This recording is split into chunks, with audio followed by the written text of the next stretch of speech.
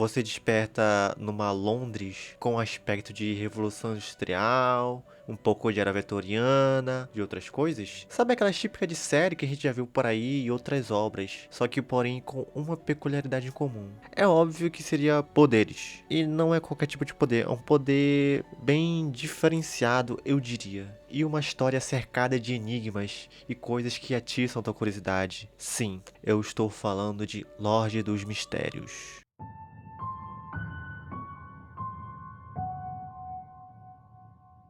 Olá, tudo bem? Eu sou o Joseph e hoje eu vou falar um pouco sobre Lorde dos Mistérios, Senhor dos Mistérios, Lord of Mystery, ou simplesmente Não, eu não vou falar o nome disso em chinês nem fudendo.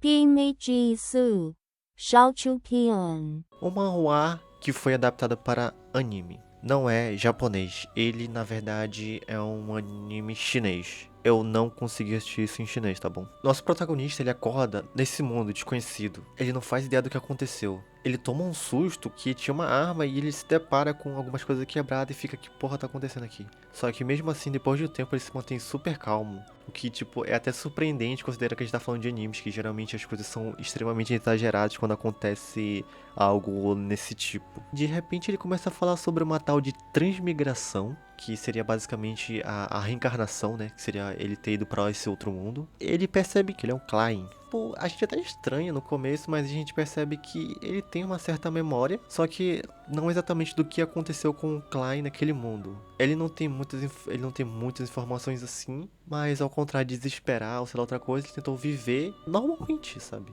Ele tentou viver. Ele não lembra do que aconteceu, mas ele, investigando, ele percebe que talvez ele tenha se autodesvivido. Ele não lembra exatamente se foi isso na morte do Klein, mas ele lembra de todo o resto da vida dele. Ele segue a vida como se fosse realmente o Klein. Ele tenta levar uma vida normal nesse local, que é a cidade de Tingen, no reino de Loen, que no anime é mostrado que é em 1349. E como eu disse, é um estilo muito londrino, muito mais era vitoriana, como se fosse na Revolução Industrial, por ali e tal. Ele tá andando pela cidade e de repente ele percebe que tá sendo seguido. Aí ele pensa, porra, tô me seguindo aqui, fudeu, os caras me acharam, me acharam. E realmente, desde o do começo do anime, dá pra gente perceber que tem uma coisa muito estranha já. Até porque um cara ter se possivelmente desvivido do nada. Ele não se lembra do que aconteceu, mas também pode ter sido que aconteceu alguma coisa com ele, alguém fez algo pra ele, né? Ele começou a fugir dessa rapaziada que tava seguindo ele, e de repente ele entrou numa barraca assim, que era uma tenda de tarô, vamos dizer assim. É uma tenda de tarô, na verdade. E lá uma mulher ofereceu uma adivinhação pra ele, né? Ler as cartas para ele, né? E ele simplesmente aceita. E ela pergunta o que ele quer ele falar. Que é o presente, passado e o futuro dele. E aí tem as três cartas. E ele simplesmente, na primeira, numa carta, ele tira o louco, que é a primeira carta do tarô. Que ela representa novos começos, representa a liberdade e a coragem de se lançar em novos desafios, novas jornadas e tentar descobrir aquilo que é desconhecido, sem ter medo. Isso é legal porque mostra um pouco sobre o anime e disso. Mostra como ele é uma pessoa, mesmo não sendo daquele mundo, ele tem confiança. Ele sabe muito bem o que ele tem que fazer e ele sabe como lidar com as situações. Ele tem coragem de, tipo, se jogar no mundo como se realmente ele fosse de lá. Até porque ele tem as memórias, então ele tem a coragem de fazer isso. E ele tenta entender o que se passa nesse mundo, né? Tenta entender todo o aspecto e tal lá. Durante esse caminho, né, que ele tá andando por aí, ele suspeita que um antigo imperador do reino de Loen também é um transmigrado. Porque existiram algumas criações nesse mundo que parece muito que foram trazidas da vida real para esse mundo. Como o motor a vapor e outras coisas, inclusive o truco. Sim, tem uma cena de maluco jogando truco. O maluco, o imperador levou o truco pro outro mundo. E as cartas de tarô. Mano, o cara, porra. E pior, o cara levou rinha de galo, mas não é galo. É rato. Ele foi pra outro mundo pra levar uma rinha de rato. Uma rinha de rato. Mano, o protagonista até pensa: seria um mundo espelhado se algumas coisas não fossem diferentes aqui, ali, se não tivesse uma fodendo lua vermelha toda noite. E essa lua vermelha é muito importante durante o decorrer do anime. E você vai entender o porquê. Quando ele volta pra casa, ele fala que estava tentando fazer uma espécie de ritual de sorte na vida real. Por que alguém faria um ritual de sorte? Eu não sei. Por causa desse ritual, ele foi pra nesse mundo. O que eu realmente não entendi. Eu realmente não entendi porque, como eu disse, o anime quer tratar tanto do mistério que eu realmente não entendo. Tem umas partes que eu realmente explodiu minha mente, tá ligado? Eu não entendi nada, nada, nada, nada. Eu tinha que, tipo, pausar, voltar pra entender certas coisas. Aí ele tenta realizar o ritual da sorte de novo pra ver se ele consegue voltar, né? Só que com isso, ele acaba se deparando em um outro mundo, tipo um mundo dos sonhos, uma espécie de névoa. E nesse lugar surge uma mulher e um homem, assim, que eles também estavam fazendo um ritual, uma espécie de misticismo, e eles vão parar nesse mundo. E a gente descobre que esse é um domínio divino, que é algo do misticismo, e que também é explicado mais pra frente, porque é algo mais. Esse domínio divino tem algo mais a ver com o clã, com o protagonista. Então ele não entende muito bem e vai só entender ao longo dos episódios o que, que aquele domínio ali significa. E ele descobre que ele pode controlar esse domínio. Devido a isso, ele entende que isso pode ser uma porta para ele voltar para casa. E aí a gente descobre o verdadeiro nome dele no mundo real, que é Zu Mingrui. Não sei falar japonês, não, eu sei falar chinês, então foda-se. E aí o cara simplesmente pergunta: mas qual é teu nome? Porque, né, os caras simplesmente chegou lá num coisa e ele quer entender, né, o que tá acontecendo ali. E aí o maluco vai lá e fala: caralho, quem eu sou? Eu sou um Klein ou eu sou o Zumingru? E não sei o que, não sei o que. E aí ele simplesmente decide para: não, pode me chamar de o louco.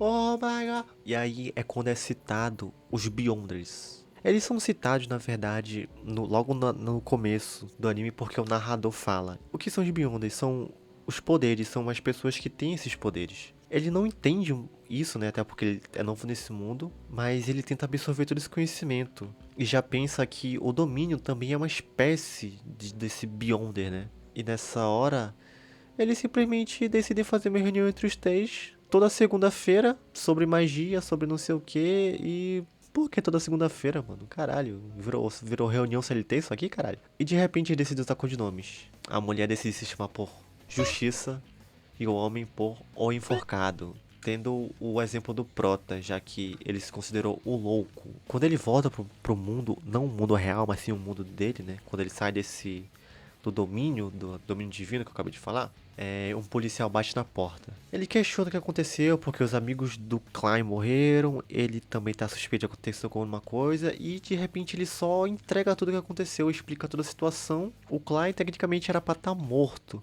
até porque ao que parece, de repente um pequeno flashback, ele se desviveu com uma arma, sim, com uma arma na cabeça. E ao que parece, não é a primeira vez que isso acontece, porque tudo isso tem a ver com um caderno específico. Sim, um caderno. Porque um caderno, eu não sei, provavelmente tinha o primeiro hentai desse mundo lá e os caras estavam se matando. Provavelmente era hentai de fã. E esses outros casos parecidos, ninguém sobrevivia. Ninguém sobrevivia. Mas nesse caso, o Klein tecnicamente sobreviveu, mas na verdade ele só viu de outro mundo, né? Ele é levado pelos policiais, né?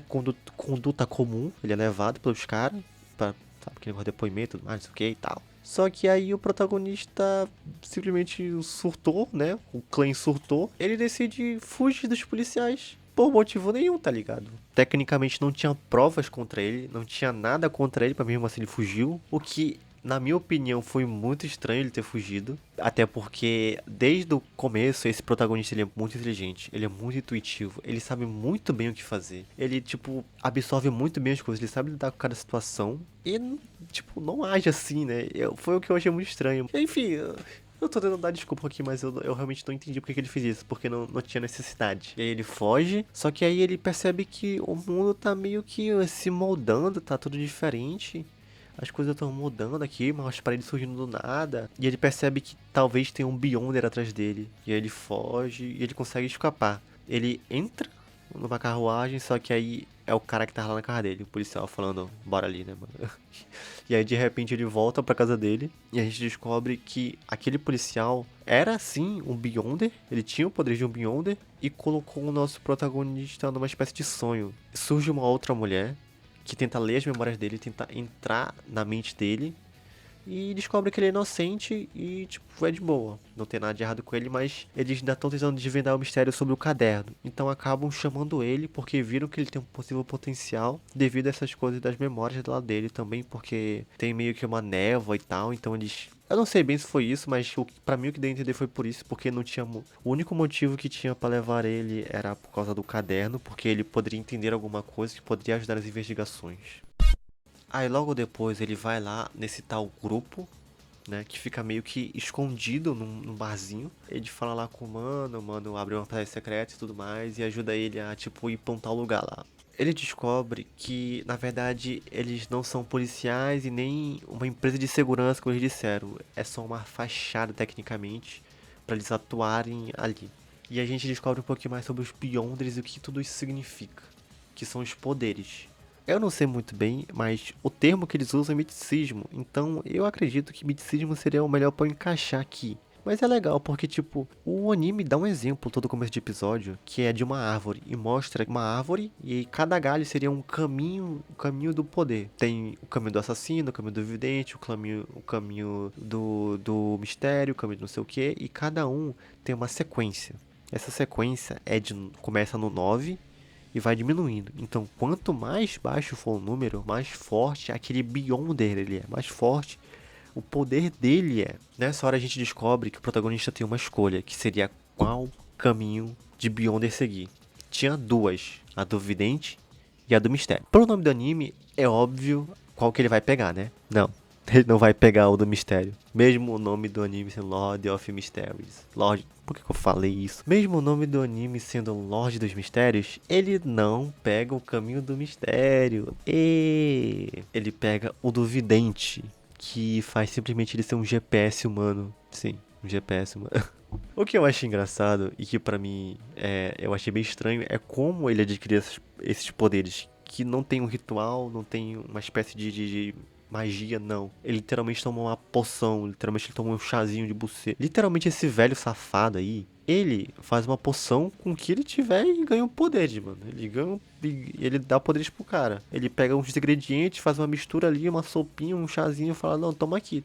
Ele vai, toma e ganha o poder. Então, tecnicamente, se ele fizer a mesma coisa, outra pessoa teria esse poder também? Eu não sei porque eu fiquei com essa dúvida e até agora não me foi respondida no anime, ou eu não prestei atenção direito, o que provavelmente aconteceu. E pra mim isso é muito estranho, porque tipo, se eu vir aqui na minha casa pegar um bicarbonato de sódio, água sanitária e um pouco de detergente limpol de limão e misturar, eu também faço um chazinho, tomo e ganho clarividência, porque eu vou ver meu corpo no chão. Tô brincando, rapaziada, tô brincando, não façam isso em casa. Depois dele ter tomado esse chá, ele começa a viajar pra caralho, mano. Como eu disse, os caras misturam o negócio e, tipo, é a mesma coisa que tu faz no baseado, mano. O cara, a brisa é a mesma, mano. O cara começa a ver um monte de coisa, mano. Aí ele fala, não, imagina alguma coisa que não exista nesse mundo. O protagonista poderia imaginar qualquer coisa, mas ele imagina um míssil balístico.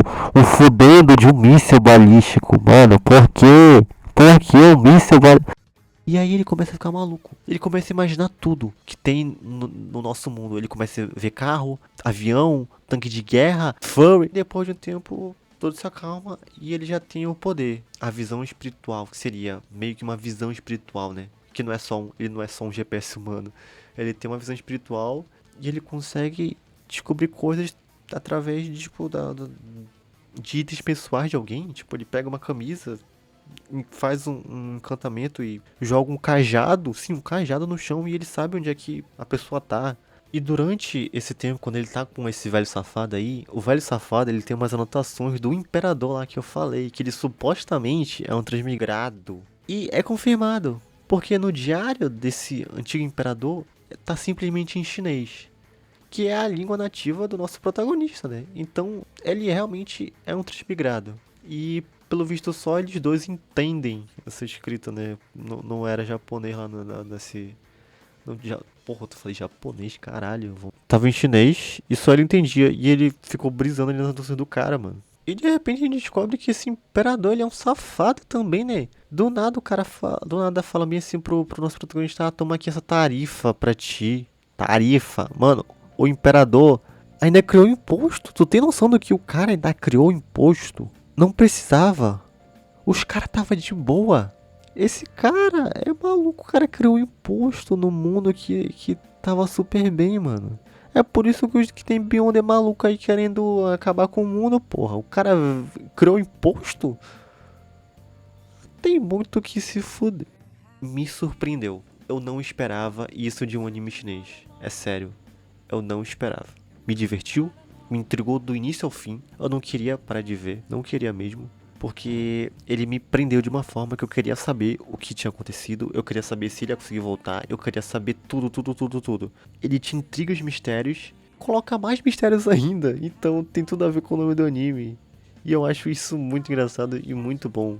Porque não fica buchado, tá ligado? Tu sempre tá curioso pra saber o que vai acontecer. E eu não esperava. Isso de um anime chinês, com todo o respeito, tá? Mas me divertiu muito. Me surpreendeu de uma forma incrível. Que eu não conseguia pensar em mais nada. Eu não consegui pensar em nada, mano. Nada, nada, nada, nada. Umas aulas de miticismo que o próprio velho safado ensina. Ele fala algumas coisas assim e dava a entender algumas coisas sobre o anime que é interessante também. Além de ter tipo que meio que um cortazinho de 2 minutos dos personagens em time, mano. O que eu achei curioso, tá ligado? É algo bem diferente que a gente não tem em outras obras. Ou tem, só que eu não fazia ideia, tá ligado? Eu achei os poderes algo bem diferente do habitual. Eu ainda tô bem confuso ainda sobre os poderes, então se eu expliquei alguma coisa errada eu peço perdão.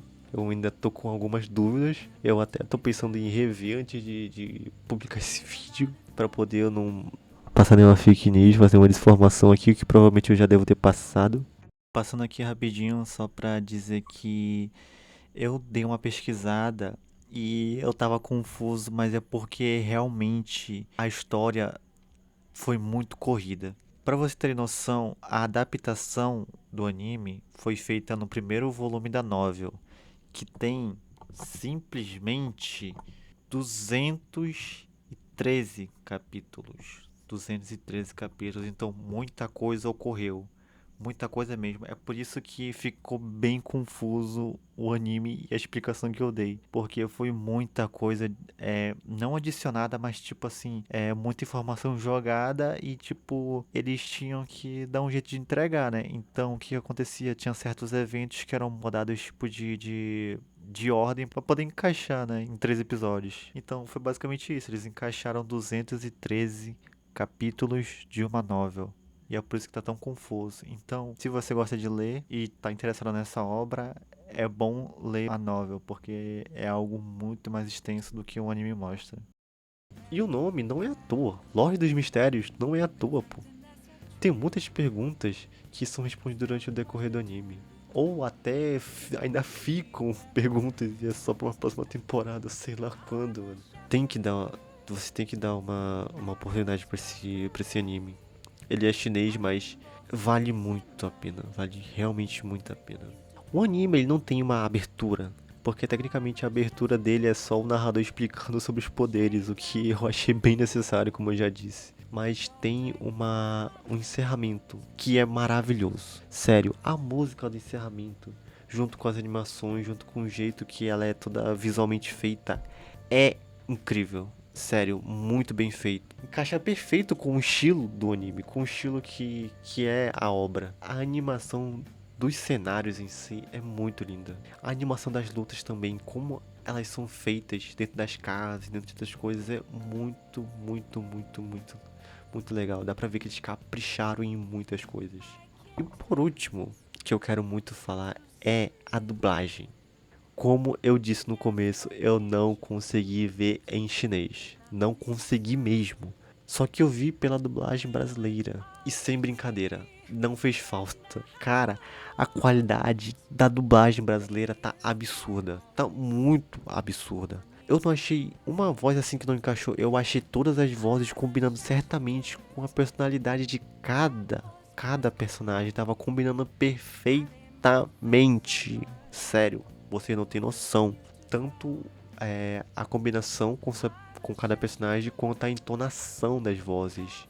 Principalmente quando existia o como é que se diz?